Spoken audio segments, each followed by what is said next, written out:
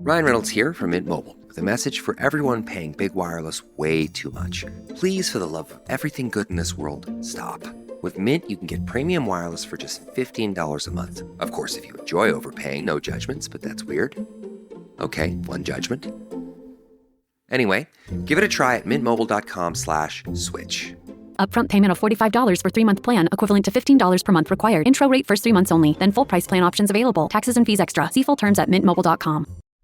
You have a long list of things to deal with. Check dry eye symptoms off with Refresh Relieva PF Extra Lubricant Eye Drops, offering an advanced formula to soothe and hydrate your dry eyes. Refresh Relieva PF Extra includes moisture-locking technology that prevents further irritation and gives you lasting relief. You deserve relief from your dry eye symptoms, and your eyes deserve extra. Find Refresh online or in the eye drop section at all major retailers. FSA and HSA eligible. You're listening to the Cruise Tips TV Unplugged podcast. This week on the show, we are reviewing our back-to-back cruises on Discovery Princess to Alaska. Welcome to Cruise Tips TV Unplugged. I'm your host, Sherry, and we invite you to join our cruise-loving family as we travel the world creating cruise videos and vlogs. In this podcast, we talk tips, tactics, and strategies to help you make every cruise your dream cruise. It's good to be home. It is good to be home, isn't it? It's always wonderful to travel, but there are certain comforts of home that I'm sure everyone can agree are welcome. Yeah, for sure. Yeah. Like your own bed. Yeah, always the best. Yeah. So what do you got? We had a pretty incredible trip up to Alaska. We did an early season back-to-back cruise on Discovery Princess. And we're going to talk today a little bit about the ship, the itinerary, the rooms we stayed in. We did move rooms between, on turnaround day. We're going to talk a lot about the food on Discovery Princess. And then we're going to talk very briefly about entertainment and the kids' experience at the end. Should be fun. I want to stick to an outline so we're not too rambly because we do have a lot to cover with this cruise. Do you have any big takeaways from this cruise? I think my biggest takeaway from this is the weather in Alaska is unpredictable. That's amazing because I was going to say that. I thought it was going to be springing that on you, but that's like my big takeaway. And I have another one about the room, but maybe I should save that until when you get there. But yeah, I have two big takeaways. And number one is the weather is just unpredictable. It is. That is the big takeaway. Because you do a lot of research and you kind of think you know what to expect, at least generally speaking. Right. But not so much. That's kind of out the window. To give you guys a little background on when we did cruise, we basically left on May 18th and then cruised the following 2 weeks after that. So we cruised from May 18th to June 1st. Now, historically, those 2 weeks of the year have been some of the driest for us and honestly quite warm. It shouldn't be the case that you're still in spring and it's actually warmer than summer or sunnier. But for us, historically, May has been drier. And that is actually something that people write about all the time. You'll see Alaska experts saying, oh yeah, May can be very dry. Not the case for us this time. We had 2 rather cold weeks with a ton of rain. There were a couple of beautiful sunny days, and honestly, all the days that we did excursions, for some reason, we got really lucky and we didn't get rained out. But our weather, friends, was in the 40 degree during the day range the entire time, except for maybe the very last day of the cruise, which was a sea day, and everyone was out by the pool. Otherwise, it was jacket weather. Unusual. Usually, any 2 weeks that you would go spend in Alaska during the season, whether it's May, June, July, or August, you're probably going to get some sunny days where you're going to be out on deck in a t-shirt. And it wasn't the case this time. So the moral of the story, and I guess we're going to lead with this because I think it is really important. It is the takeaway is make sure that you just pack a variety of things. And it could go the other way too. You need to pack that warmer jacket, that heavier jacket, or if you run warm, your rain layer with a bulky sweater underneath it is probably fine as long as you have a sweater to put under your raincoat. That's what I did the whole time and I was okay. But you also it could go the other way. The funny thing is, the week before us, so earlier in May, theoretically should be colder, they had glorious sunny warm weather like the entire week, and then we got on And as you're moving into later May, it should get sunnier. No. So it's unpredictable. Plan accordingly. But let's talk about the 2 cruises here. We did do the same ship, back-to-back cruises on the same ship. We cruised round trip Seattle twice, exact same itinerary, which I will review with you all a little bit later. And we did do some pre-cruise time. The Hyatt Regency Lake Washington had reached out to us a few months ago, and they told us about this park and cruise type program that people who live within driving distance of the Seattle port can take advantage of going and staying in Lake Washington a few days or even a week before their cruise, and then they can leave their car there while they go on the cruise, right? Well, when we decided that we were going to cruise out of Seattle this year, we decided we wanted to check out their property. So they invited us to come stay for 2 nights pre-cruise? Yeah, 2 nights pre-cruise. And the Hyatt Regency at Southport on Lake Washington is about 10 minutes from the airport. So once you get off the plane, it's actually Lake Washington is really close. But it's about 40 minutes from the cruise terminal. So it kind of, if you were to stay at Lake Washington, the Hyatt Regency, and you were to take, an Uber or their shuttle partner the morning of the cruise, it would feel about like you were coming from the airport, right? So it's not outlandishly far, but it feels like you're a million miles away. It's in a little suburb called Renton. And it is, as the name suggests, it's situated right on this beautiful lake. It has this dock with Adirondack chairs where you can just go and sit and look out at the water and watch all of the birds and the ducks and the boats. And it feels a million miles away from downtown Seattle. And I just have to tell you guys, we enjoyed our stay so much. They have a beautiful restaurant there called Water's Table. It's a bit of a splurgy restaurant. You're talking like $50 for salmon, right, for dinner. But for lunch and breakfast, a little bit less expensive, but oh, so delicious and oh, so lovely. They also have a little market on site where you can get breakfast and coffee. But then the rooms also have in-room coffee and just beautiful appointments. I would definitely classify this as a higher end hotel, not so much a luxury hotel, but definitely in the higher star level. And I think the price point is going to vary. You're going to probably find that there's times when it's about equivalent to what you'd spend in Seattle, maybe times when it would be less, times when it would be more. But I do think that if you have been to Seattle a gazillion times and you want to unwind before or after the cruise, this is a great place to stay. Another fascinating thing about the Hyatt Regency at Lake Washington, there's a Boeing plant right next to it. And when I say right next to it, I mean the fence on the property shares the fence with Boeing, and you can see the aircraft, and it is the most fascinating, cool thing to see aircraft being assembled right next to you. It is some kind of a plant. We met some friends on the ship who live in Renton, and they said that they actually do put together the airplanes there. Fantastic. So neat, and a beautiful neighborhood to stay in. Very safe. You can walk to a little mini mall that has a Target and all kinds of restaurants, or you could Uber there. I think it was a good mile plus walk, but we did it both ways and had no issues and really enjoyed getting over there and just trying some of the local foods and stuff like that. It was really fun. There's a beautiful park there too. Okay, we got to talk about that. You're right. So as soon as you leave the hotel, in the front of the hotel, if you're facing the lake and you turn right, there's a beautiful children's park and then just an open space park that spans, it feels like it spans half a mile. You can walk there. Our son actually went and jumped around on the jungle gym and stuff. And we just kept walking and looking at the ducks. And it's a million miles away from the hustle and bustle of Seattle, and we so enjoyed it. So highly recommend if you want something different. Now, this particular hotel, the Hyatt Regency, partners with a company called Premier Airport Shuttle. And Premier can take you from the airport to the hotel. They can take you from the hotel to the cruise ship, and then they can take you from the cruise ship to the airport. You pre-reserve all of it online, and we had the best experience. As part of our stay, they said, do you want to give it a try? Well, we thought they were just going to take us to the cruise port, but we got to try all 3 legs of transportation, meaning, you guys, we didn't take an Uber in Seattle once. We did everything with Premier. They were always early.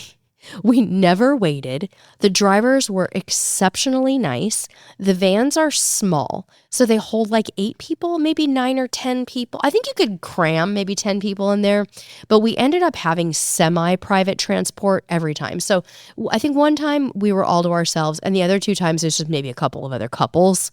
But if you don't want to do Uber or Lyft, or that makes you nervous, pre-reserve Premier in Seattle. They are phenomenal, and they are on Instagram, probably Facebook too. Loved the service. They even sent you like this little reminder text. I think it was the night before or the morning of, so that when you walk off the ship, you actually click this link and it says, okay, are you here? And if you're there, they're going to go, okay, go to bus area T and we'll pick you up right now. And it's just that communication is so nice. And the thing that's especially cool, you guys, is that in Seattle, if you've ever cruised out of Seattle, you may know that the Uber and Lyft area is a long walk from the cruise debarkation area. When I say long, I don't mean like a mile. I mean like if you're hauling luggage, farther than the bus pickup. So what I liked about Premier is that you walked out, you made a quick right, and the buses were all just right there and you knew exactly where to go. If you're doing Uber or Lyft, you keep going past that area and you walk and you walk and you walk and you walk. And then it's pretty chaotic and pandemonium-ish. We didn't have any trouble getting a timely Uber or Lyft there. There were no issues like we've had in other airports, to be honest. Cruise ports. I've had worse issues at Miami and Galveston than I have in Seattle in terms of like waiting for an Uber.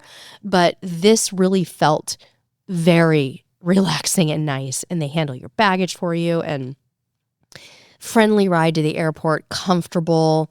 We listened to some great tunes with our driver, and I highly recommend the experience.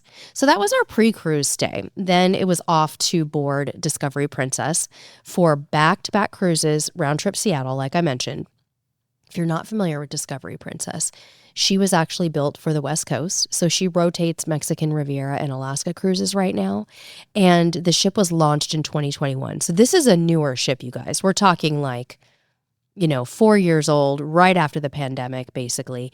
And the ship is a really fantastic size. If you like more on the lower end of large ships, 3,660 guests. It feels really, really good. It still feels big, but it doesn't feel as mega as, say, Sun Princess or some of the other big ships out there. She's in great condition. 4 years later, you're not going to have that new ship smell, but you're definitely going to get a modern and beautiful feel with Discovery.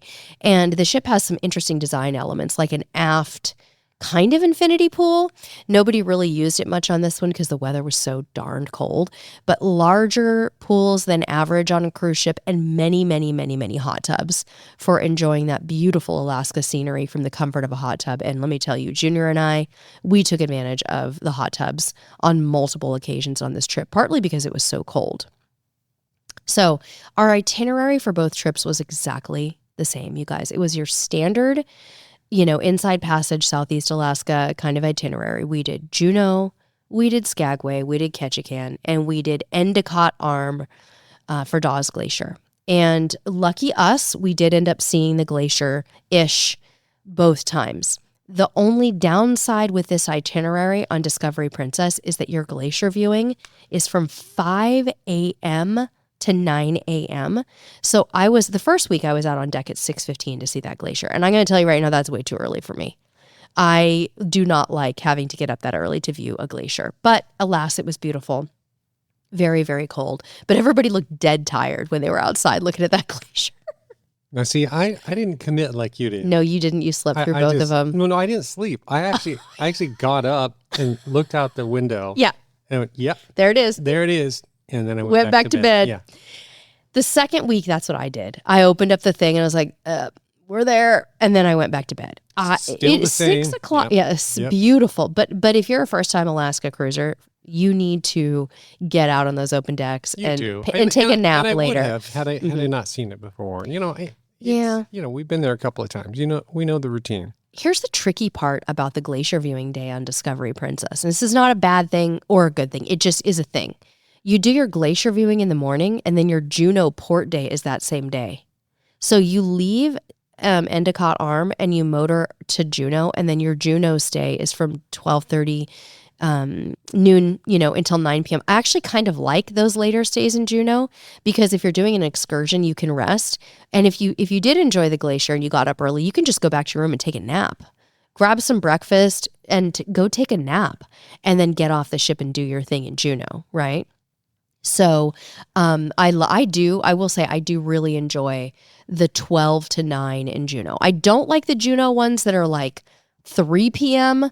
to midnight because then it gets dark and you don't really get to enjoy it. But yeah, incredible ports. As you all know, last week we fully covered all of the excursions that we did in every port, so I'm not going to go over those in detail. I will just briefly tell you guys what we did in the ports. Since we did 2 cruises, in Skagway, we did 2 different things. So the first week, we did an excursion through the Shore Excursions group where we went to the Yukon on a small bus and did the White Pass, but not from the train. And then the second week in Skagway, we did the White Pass Rail.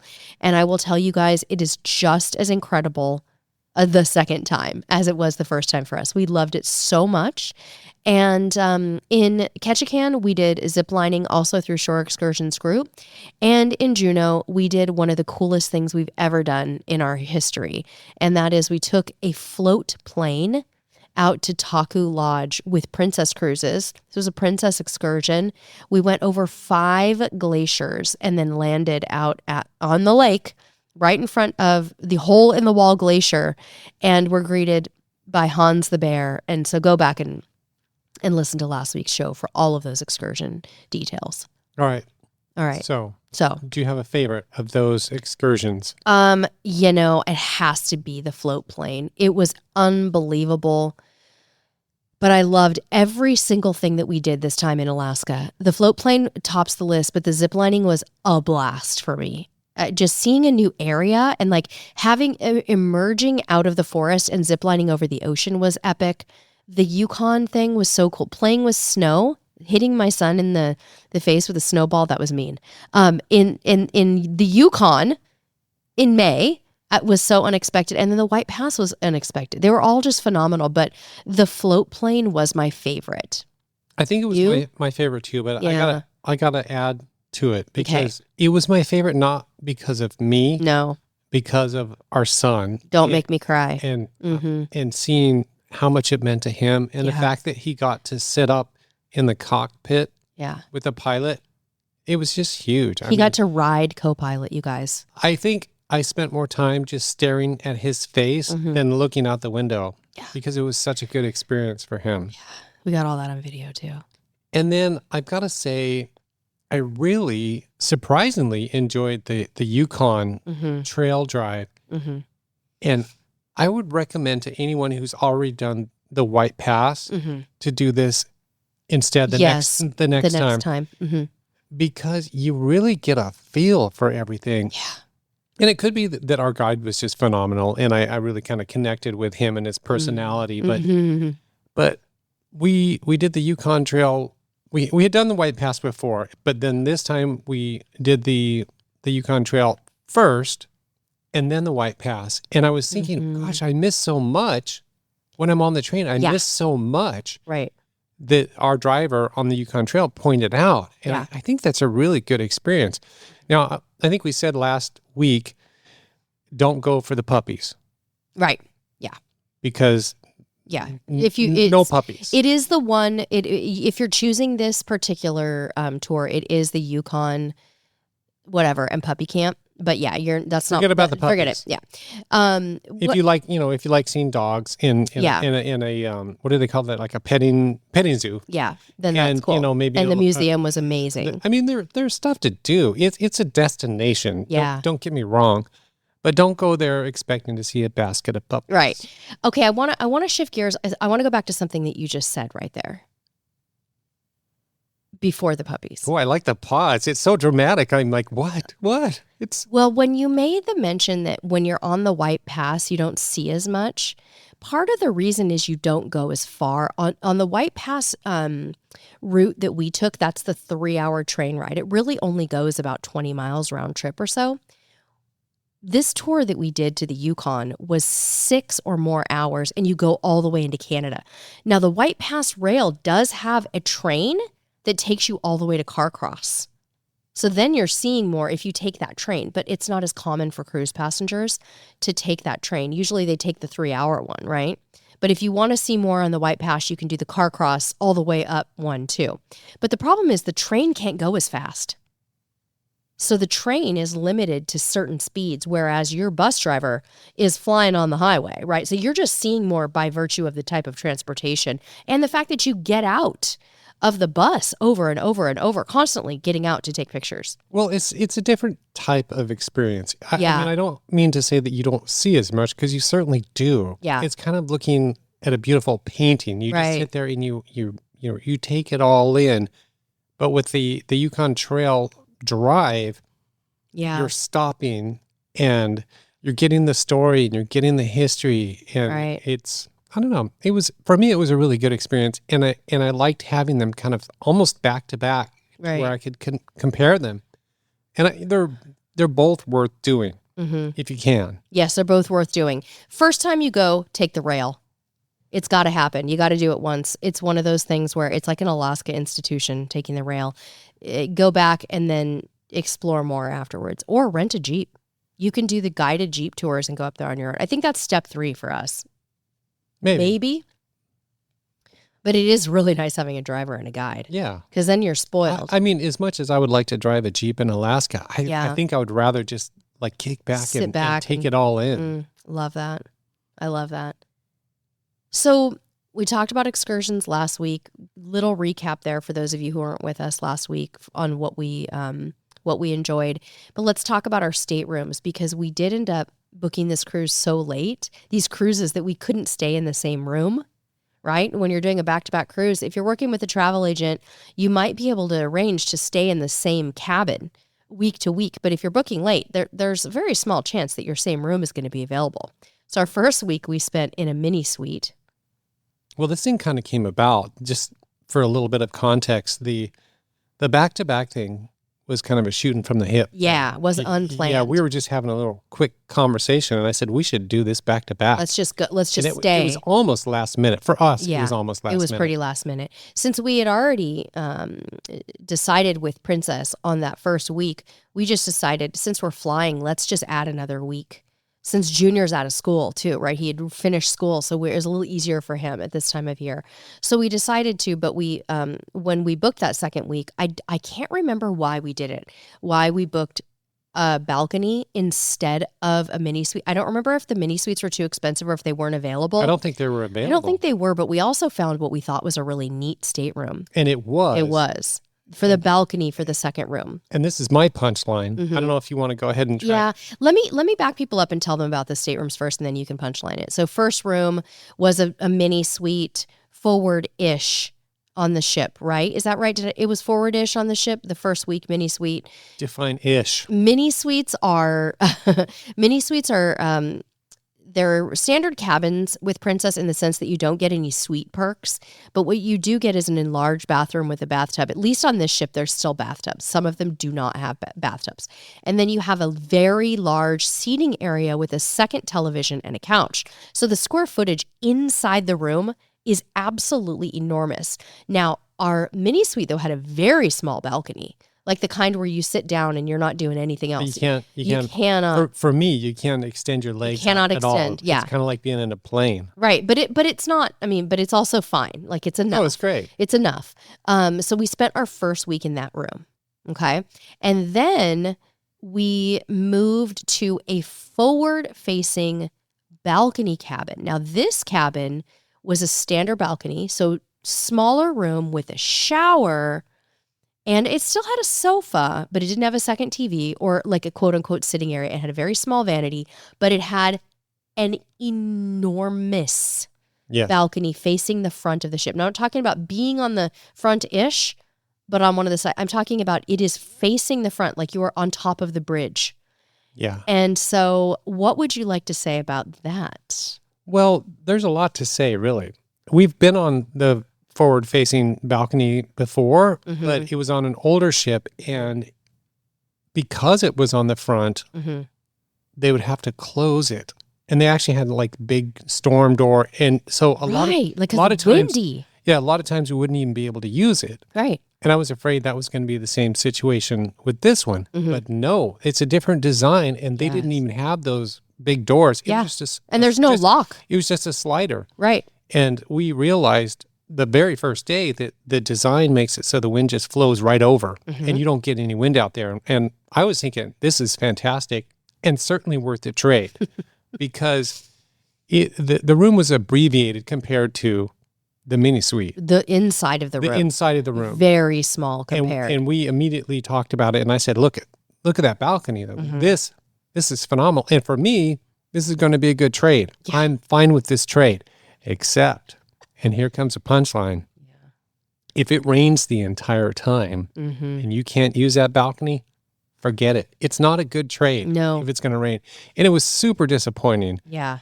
Because we were tight in that cabin, you guys. We were tight. We didn't have the bathtub. Yeah, and here's the problem with the room, okay? And I don't know if this is the case. If anybody can tell me about this, if you stayed on Discovery Princess with a third person who used the sofa bed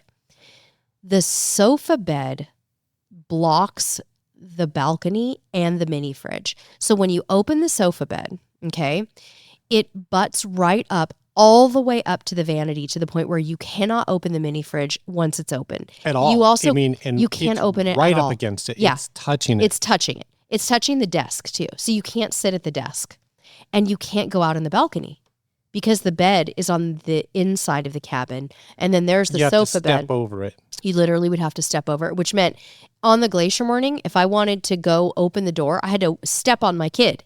I had to step on his bed, wake him up just to open the balcony, open the blinds. So it is not a good design. Now, I need to research this and see if all balconies on Discovery Princess have this small footprint if you have a sofa bed. I kind of think they don't.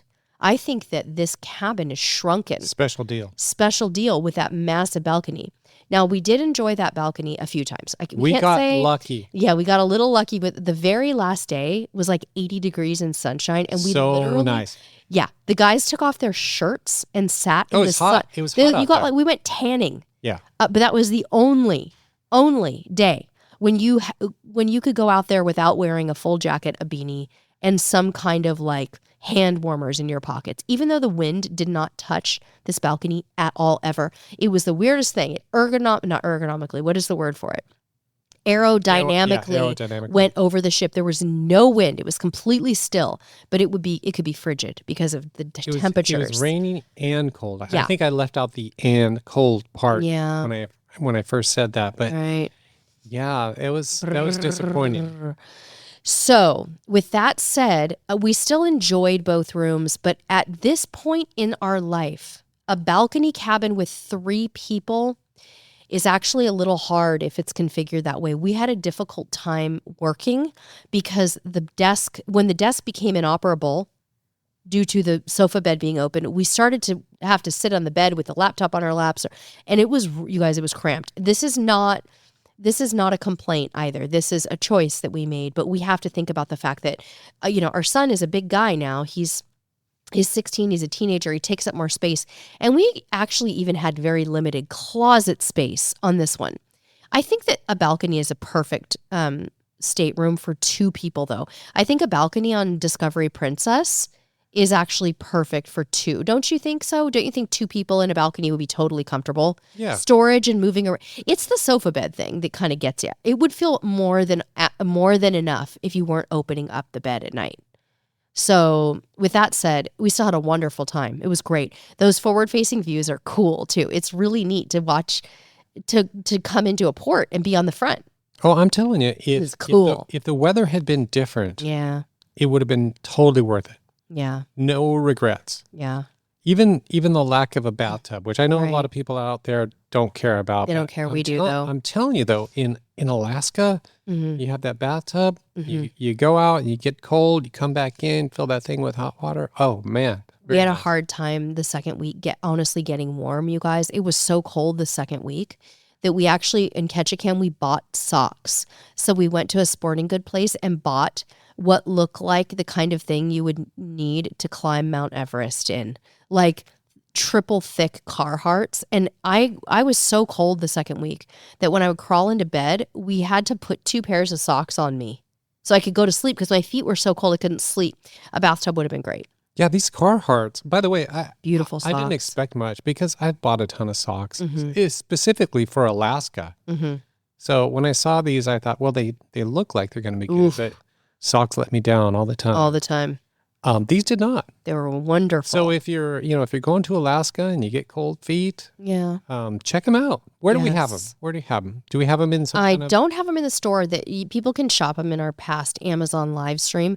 We did a live stream from Alaska, and they are in my product carousel. So if you go to amazon.com/shop/CruiseTipsTV and look at one of the later May streams that says live from Alaska, and it's probably like the cruise packing essentials for Alaska live stream where you'll find those socks. So you can do that, or you can get the full experience and go to the store in Alaska like we did. Right. I think they were like 2 for $20. Does that sound about right? Yeah, and the store that we bought them at is on the upper level of the Tongass Trading. Tongass Trading has a sporting goods store, a full sporting goods store with outerwear, shoes, a full selection of footwear on their second floor. So that's in Ketchikan. Fun stuff. Really fun stuff. So let's talk a little bit about, to close out the show, food, entertainment, and the kids' experience. First of all, I want to tell you guys, entertainment-wise, I only went to one show on this cruise, so I'm really going to spend very limited amount of time talking about the entertainment. The only thing I saw was Viva la Musica, and it was good. It was so much better on Sun Princess, though, that like the way that the theater is huge and just the whole production of it was so exceptional on Sun that it was hard for me to watch it on Discovery because I feel like it was good, but it wasn't quite the same. But people who went to the shows really enjoyed them and told me they were great. They did have live music around the ship as well. They had a live band out by the pool deck. I thought the live band did a great job on Sail Away. At the Sail Away party, I did notice that they were actually singing a lot of they were singing a lot of the Sail Away party songs instead of playing them like DJ played. And they did like that, some of the trendy ones, they actually performed them. Like, you guys know that song that's popular right now? They actually perform that. Everybody knows what I'm talking about except you. I don't. You do. The only way I know it is from you doing it around me walking around because it got stuck in my head and around the cabin. Yeah, but they did all the traditional stuff. The Sail Away parties on Princess are outstanding. If you're going to Alaska, don't think that because you're in Alaska you're going to miss all the dancing and fun. Get out there, enjoy. They bring out the entire cruise director staff. They actually bring out the dancers, and the dancers perform at Sail Away, which is unusual for a cruise ship. And it's really fun. I like to Sail Away on Princess because... Me too. I mean, they're all different. All the cruise lines are different. But the thing I like about Princess is if you're like me and you're not going to go out there and wave your arms around like a mad person. Yeah. There's still something to see and enjoy and feel that excitement because the dancers are out there. They're excited. They're getting the crowd kind of... ready for the sailing. And they have like a special performance for Sail Away for Princess where the dancers wear like a certain Sail Away outfit. So if you come to expect it, and it's kind of a special part of cruising with Princess. Yeah, I like it. Me too. It's different. It's different. So I would say for me, entertainment, I'm not going to report fully on it because I didn't take in all of the shows. I didn't sit and listen to live music all the time, but people had good things to say. You know, just since you're talking about entertainment, there was a duo down in the atrium quite often, and they were really good. Oh, okay. People really seemed to enjoy them. They drew a big crowd all the time, and they were doing like some popular hits, and they sounded really good. So cool. And that was in the atrium? Just another thing to think about in the entertainment area. They do so many things in the atrium, you guys, too, on Princess. There's always something going on there, whether it's officers versus guests or some kind of a dance class. There were dance classes, multiple dance classes every single day, and the floor was packed. People loved it. Always. It was great. It was so good to see people participating. I actually get kind of emotional when we do Alaska cruises because you see multi-generational groups. You see the grandparents, the kids, and the whole entire family just having the time of their life. And it's very moving to me. So I want to talk about the kids' experience really quickly. As you guys know, we travel with a teenager. He is at the very tail end of being able to enjoy the kids' programs on cruises. He's 16, and these kids' programs run for kids up to the age of 17. So once he's 17, he's out, right? So he's really taking advantage of it, and I just have to give Princess literally a 15 out of 10 for their kids' programming for all ages. But my son... He told me when we got back, I was like, what is your favorite kids program? Like, tell me. He's like, Mom, it's still Princess. It's still Princess for kids programming. He's like, look, I love Royal Caribbean for the ships. I want to go do all the things and have all the fun. But when it comes to actually having the best teachers, the best involved staff, and sometimes it feels like it's the best kids to him too. I think it's a right number of people.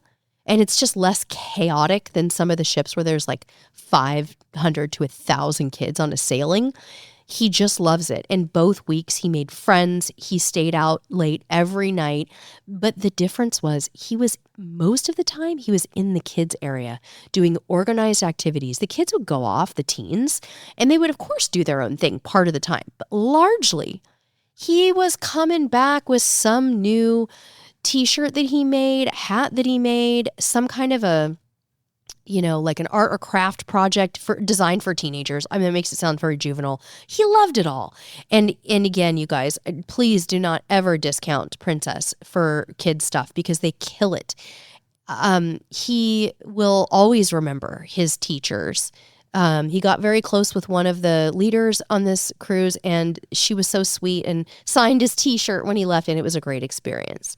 Shifting gears, I want to talk about the food on Discovery Princess because this is another area, I believe, on this cruise that shined above and beyond what we're seeing as the average food in the cruise business right now, you guys. There was a time right after the pandemic when I was like, the industry has dropped the ball on food. You'd go to the salad bar and there were like defrosted peas and carrots next to the lettuce. And I was like, oh, this is bad. I felt like I was staying at a 6-star resort in Europe the entire time when I would go to the buffet. You guys, the buffet alone, and I'm talking about usually my least favorite place to eat, okay? The buffet alone on Discovery Princess is so expansive. You almost have to walk it for a full 5 minutes before you start to grab food because the selection is so huge that you will not have any clue where to start. They have a full bakery section, it is like its own middle area by the coffee bar and the juice bar that has desserts and baked goods. They bake their own pastries, breads, and sweets every day. Every baguette that I had tasted as good as one that I have had on the streets of France. And I couldn't believe how good the food was. Don't you look at me like, when were you on the streets of France? No, I know it's happened. It's just a funny thing to say. It is so, but the baguettes, look, honey, you're not a foodie. You can't appreciate a baguette that's freshly baked. This was unreal. It was so good. Well, think about the baguette. Think about the baguette that you had at Rudy's restaurant with the tapenade and that fluffy. Oh, bread. Not like something you put in your backpack. Oh my God! Right? No, you are so or precious. do you put baguettes in your backpack? I don't know. I'm not a foodie, like you said. You're so cute. Look, their bread was really good. It was good. Look, they did a great job in the buffet. I cannot. The salad bar was always fresh and clean. Outstanding. Yeah. Hot bar, outstanding. Very consistent. Probably 4 or 5 carved meats, even at lunch every day. 4 or 5. I mean, you guys, you could have anything your heart desired. Everything from pasta to vegan diets, sugar-free diets, comfort food in the way of there were hot specialties, enchiladas, a Mexican restaurant. You guys name it, it was there. It was phenomenal. The sit-down dining was also exceptional in the main dining room. Now, here's how we did things. For the first week of the cruise, we had Princess Premier. For those of you who don't know it, Princess Premier allows you to eat in a specialty restaurant unlimited times. You can go to specialty dining 7 nights of your cruise if you want to. We dined 5 out of 7 nights in those specialty restaurants, Sabatini's, Crown Grill, The Catch by Rudy, And that's it. We just repeated them. I got something to say. Go ahead. About the specialty dining Okay. and the main dining room. I know. You do know. I do know. I liked the main dining room experience better. There, I said it. You mean to tell me you'd rather go and sit in the main dining room than go to Crown Grill or Sabatini's and have bougie fancy pants food? I would. Tell me why. Well, the bottom line is I felt like I had more control over what I got. Yeah. I felt like it was easier to design, for lack of a better word, design my meal. Yep. Whereas with the specialty restaurants, don't get me wrong, fantastic. Right. Good stuff. But I felt like I didn't have control. Like it was less control. Like there's a little less selection. That is kind of what I'm getting at. I hate saying that though, because I don't want to turn people off to specialty. To specialty, because it's good. Mm-hmm. But a lot of times I felt like it was just too much. I didn't want it all. I didn't want to waste it, or I wanted something that wasn't there. Right. But that's just me.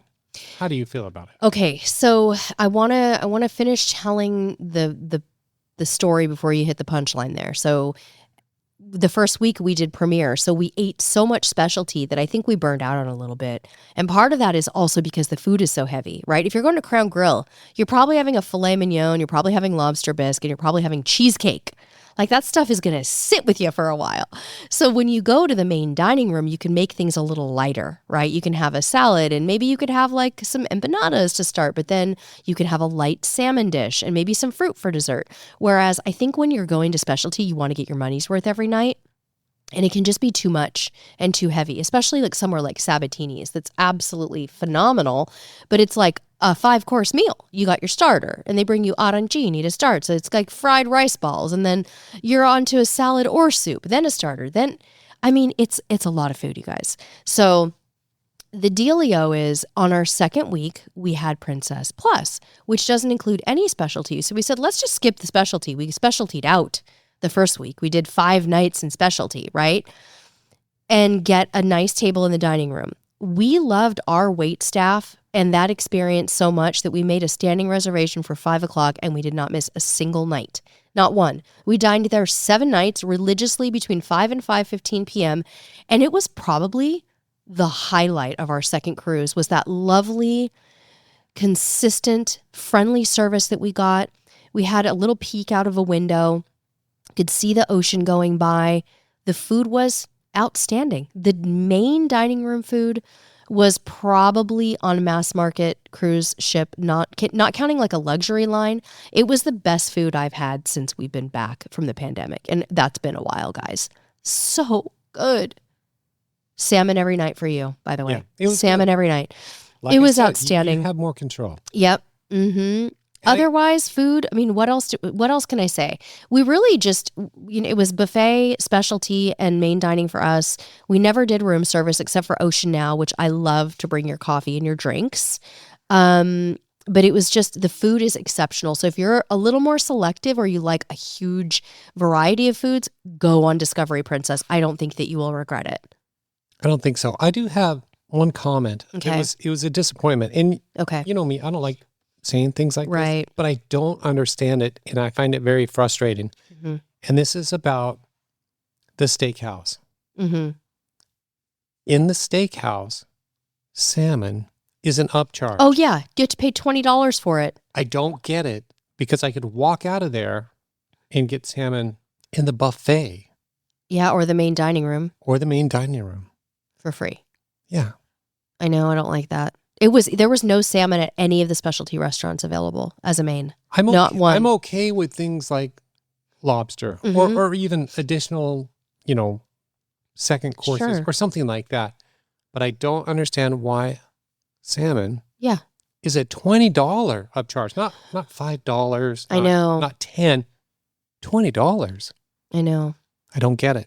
Then this will be a good time to say officially, the Princess won't be listening to this most likely, but Princess Cruises, thank you for keeping salmon on your always available menu in the MDR.